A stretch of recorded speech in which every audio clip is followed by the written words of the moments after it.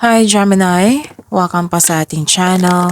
At ito ang inyong Daily Kabay Tarot reading for April 23, 2025. Kung naka-resonate kayo, comment down. Kung hindi kayo naka-resonate, ibigay niyo po sa iba kasi general reading po ito. This is for you, Gemini, ngayong April 23, 2025.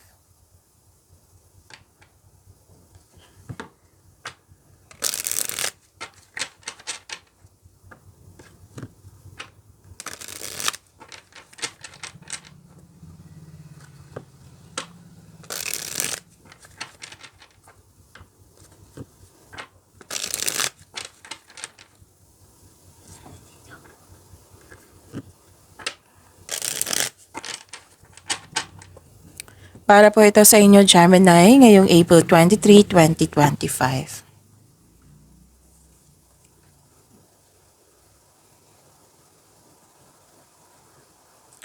Maraming salamat po sa inyong patuloy na suporta at maraming salamat din po sa mga hindi nag-skip ng ads.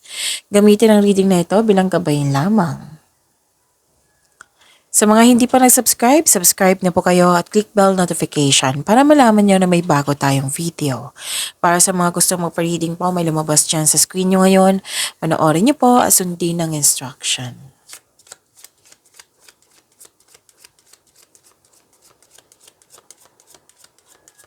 Spirit Guide, mga ganap po para kay Gemini ngayong April 23, 2025. I need 3 cards po.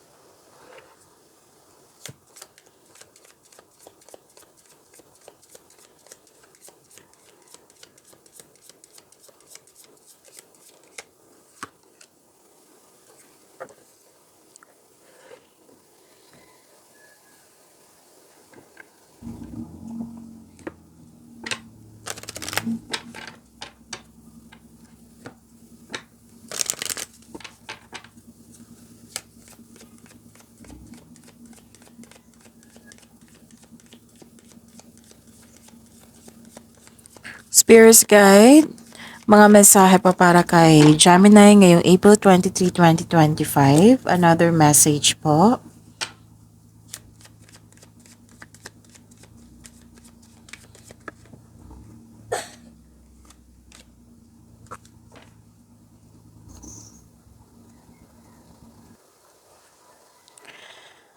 Gemini, ngayong April 23, 2025. Self-care, inalagaan ng sarili. You love yourself more. Pwedeng love is blooming. Kasi may nakita akong romance, attraction, and affection dito.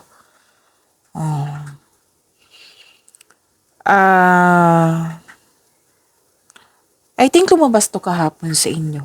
Natandaan nyo, kung hindi ako nagkakamali ha, na may nag-o-observe sa'yo, may nag-spy, pwedeng may taong mahilig magmanipula, mahilig mangingialam, pwede din na may gusto siyang kunin sa'yo, pwede din may gusto siyang kunin sa inyong information, hindi lang bagay. Oo. So, pwede nag-evolve tong taong to. Oo, kasi may nakita ko ditong tuso. It might be different person to. Pero may nakita talaga ako ditong hindi lang nag-observe, hindi lang nag-spy, hindi lang mahilig magmanipula. Hindi lang yun nga, nag-observe sa'yo. Kundi may tuso dito, mandaraya, selos, inggit, rivalry, competition. Pwede din temptation po ito. Oo, kasi may sabi din dito na buhay pag-ibig. Pwedeng temptation, like for example, temptation sa kahit committed ka na, may temptation. Pero din temptation to na may gusto kang bilhin. May nakita ko dito nagsinungaling. May nakita rin ako dito dalawang concern. So, pwedeng may concern sa hindi sang-ayon or tutol sa inyong desisyon, ideas, plano. or tungkol ito sa third party or tungkol sa isang tao. Nag-uusap kayo ng isang tao tapos may pinag-usapan kayo na tungkol sa isang tao. So, may mapanlin lang, may concern sa attitude. Pwedeng pinag-usapan to ha. Pinag-usapan nyo, like for example, may kausap kayo, best friend mo, tapos pinag-usapan nyo yung isang tao. May nakita kasi akong senaryo na ganyan, na pinag-usapan nyo yung isang tao. Pwedeng kayo ang nag-observe or siya yung nag-observe sa inyo.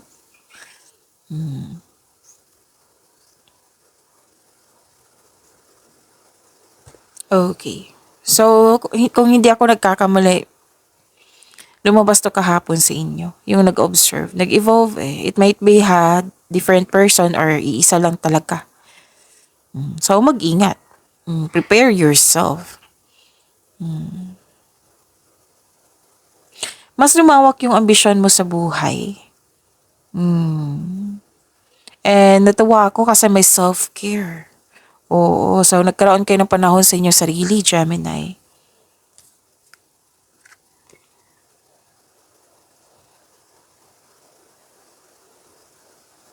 Oh, ito yun. Communication is the key.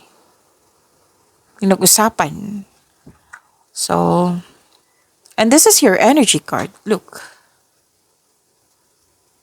Oh, look, Gemini yan. So, communication is the key kasi si Gemini is magaling sa komunikasyon. It might be mareresolve itong concern na ito through communication. At may nagsabi sa akin ngayon, mas naintindihan mo yung mga ugali ng ibang tao, yung mga nangyari. Basta may discussion dito, nag-uusap kayo, may yung mas lumawak yung marunong kang mag-intindi. Oo, sa nangyari, sa ugali ng isang tao. Oo. Yung understanding kayo. And so this is air signs also.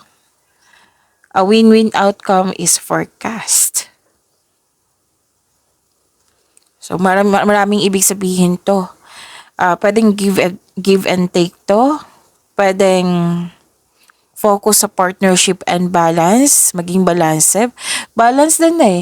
Kahit may mga concern dito, magiging balance din ang inyong emotion. Magiging balance kasi may naintindihan ka, mas lumawak yung pagkakaintindi mo. More on logical. Nakikita ko dito na more on logical kayo.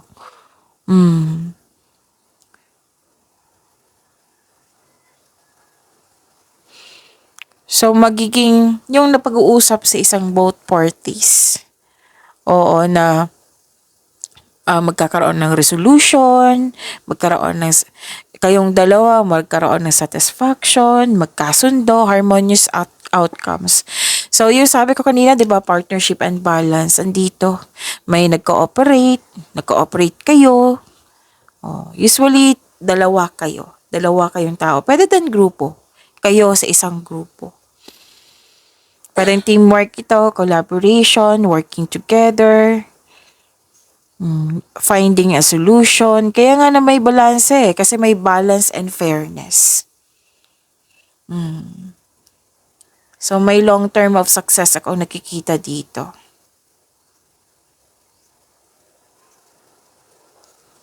Which is maganda kasi balances siya eh. Lalo na yung emotion nyo. Hindi kayo nagpadala sa sitwasyon, mas lumawak yung pagkakaintindi mo. Like for example, nag-uusap kayo si Boy. Like for example, si Boy. Nakisalbahe siya sa akin kanina. Alam mo ba, ganito. Hindi ka naggalit, kundi mas may pag-unawa, pagbalanse. Siya, intindihin na lang natin, baka may problema yon. Baka yun yung paniniwala niya, so intindihin natin. Yung mga ganyan, balance and fairness.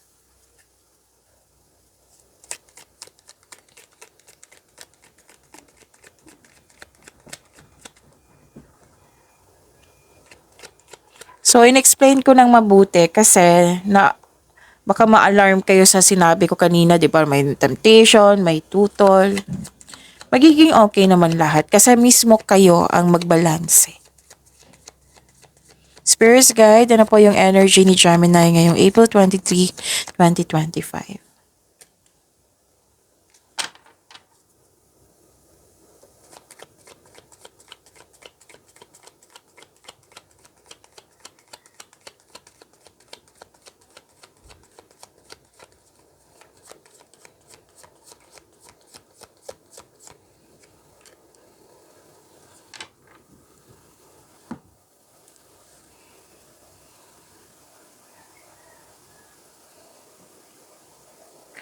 Kung may narinig kayo or may nakita kayong repeating message, like for example, nanood kayo ngayon ng April 22 and April 23, 2025, at may napansin kayo na repeating message, yan po yung pinupush ng cards nyo na kailangan yung bigyan ng atensyon, solusyon at aksyon. Kung maari po. Remember Gemini, at the end of the day, alam mo na ikaw lang taong may kakayahan at responsable na gumawa ng sarili mong katotohanan at kinabukasan. So, ano yung energy ni Gemini?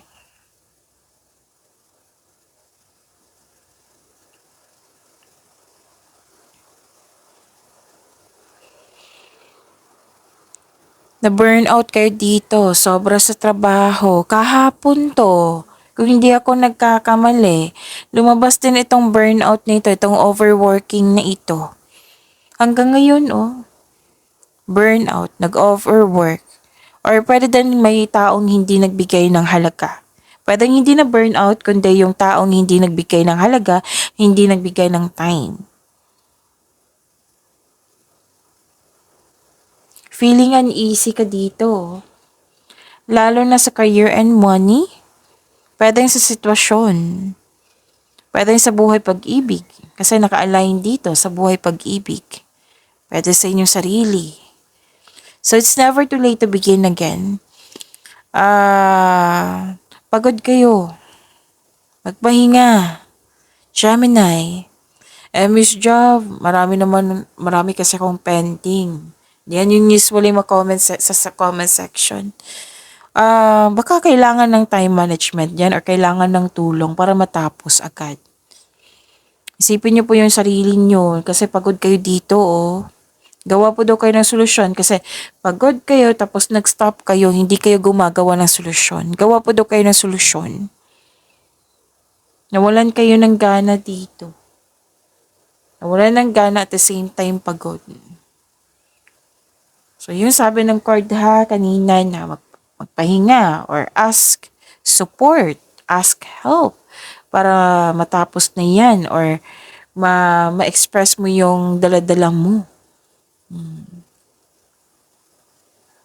At gawa kayo ng solusyon. Kasi hindi ka makakagawa, usually 'di ba, hindi ka makakagawa ng solusyon pag pagod kayo. So pahinga muna para pagbalik mo re-energize ka na, makakagawa ka na ng magandang solusyon.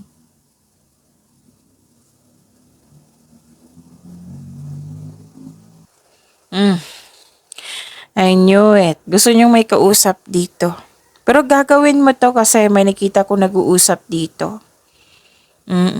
So sa mga napanghinaan ng loob dyan, yung sa mga pagod dyan, kasi nakikita ko dito gusto nyo may kausap, go ahead. Piliin nyo lang yung taong na genuine sa'yo, yung totoo sa'yo, marunong makinig. Pwede may experience na sa buhay, elders, wisers, kasi pwede din siya mag-advise sa'yo. So it's time to reach out for support and connection at makinig din kayo sa inyong intuition. Dalawang card mismo, nagsabi dito pagod kayo. Gusto nyong nahihirapan din kayo magbigay ng tiwala sa ibang tao, pwedeng nalungkot kayo, gusto nyo mapag-isa, pero gusto nyo may kausap. Then go ahead ha. Kasi nakita ko dito na magiging okay ka pag may communication sa isang tao. Para maging balanse yung emotion mo.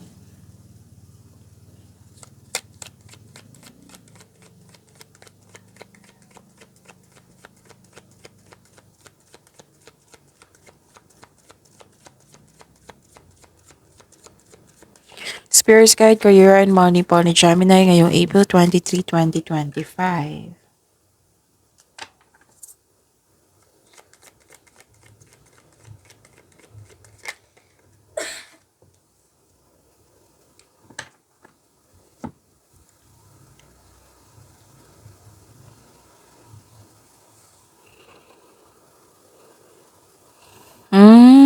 Okay. Pwedeng ito yung dahilan na pagod kayo sa career and money nyo. Kasi nakita ko dito na may hindi pagkakaunawaan sa isang tao. May taong hindi maganda ang treatment sa'yo. May gossip. May boundary issues. Pwede din pagod kayo kasi na-drain kayo sa party. Pwede din may nabasa ako na party kahapon. Pwedeng party, pwedeng togetherness, bonding, pwedeng sobra sa alak, or sobra sa kakatrabaho kahapon, kaya na-drain yung energy mo ngayon. Baka may mag-react dito ha na, Miss Jav, hindi naman ako marunong sa alak. Marami naman ako sinabing sitwasyon dito. Kasi some of you, general po ito, Gemini. So some of you, yun nga, yung sabi ko sa inyo, na pwede sobra sa trabaho, sobra sa alak. Pwede naapektuhan kayo sa taong nagkaroon kayo ng disconnection or hindi pagkakaunawaan. Na-drain yung energy, kaya so sabi ng card ng energy cards nyo dito, kailangan nyong magpahinga ng maayos. Okay, this is releasing. This is you're fighting for what is right. Pinaglalaban mo ang tama para magkaroon ka ng freedom. Tapos wag nyo daw ipagpaliban yung dumating na opportunity sa inyo kasi magbibigay ito ng kaunlaran sa inyo. May mga repeating message dito. Kung nanonood kayo ng April 21 nyo, may repeating message. Bigyan nyo talaga ng atensyon yan. Ipapagawa yan sa'yo. Kung maaari po ha, nasa'yo naman po yung, kayo naman po yung masusunod kasi buhay niyo po iyan.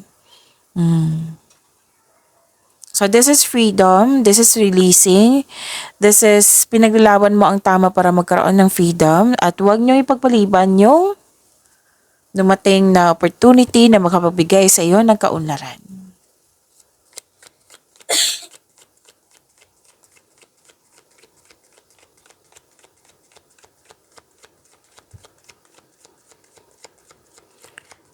Spirits Guide, Love Life, Self-Love, Partnership, and Romance, si Gemini ngayong April 23, 2025.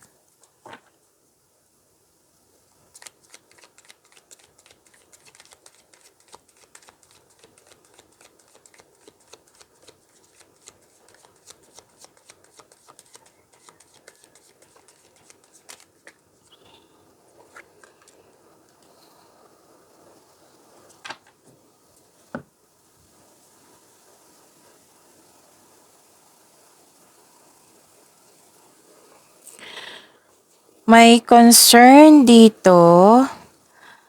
Pwede nagtampo kayo ngayon, Gemini, or noon, usually tampo to or disappointed kayo sa isang tao na hindi niya nabigay yung promises niya. Pwede din may high hopes and expectation ka sa isang tao na hindi niya nabigay. Tapos hindi mo nagustuhan yung pagbabago ng isang tao. Like for example na sobrang sweet niya before. Ngayon, hindi na. Mas gusto mo yung noon kaysa ngayon.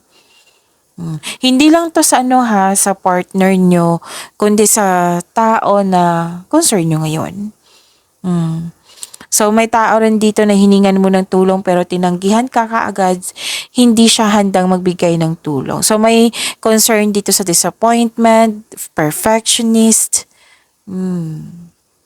Pero nag-move on kayo.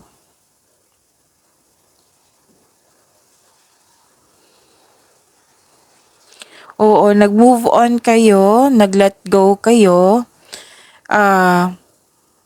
Nag-decide kayong mag-move on mula sa mapanakit na pangyayari, sa mga relasyon. Posible itong nagpasya kayong sa mga relasyon, posibleng nagpasya kayong mag-live-in. or maglipat bahay para magbuo kayo ng pamilya. Pwede din sa buhay mag-asawa na nagbukod kayo or nag-move on kayo. Oo. You're whether single ka man or sa mga relasyon nag-move on kayo mula sa toxicity. Naghahanap kayo ng solusyon sa inyong problema. Na nagbigay kayo ng pasensya. Pwede din paglilipat po ito. Pag-imanin niyo po yung blessings na binigay sa inyo, Gemini. See you tomorrow. Maraming salamat po.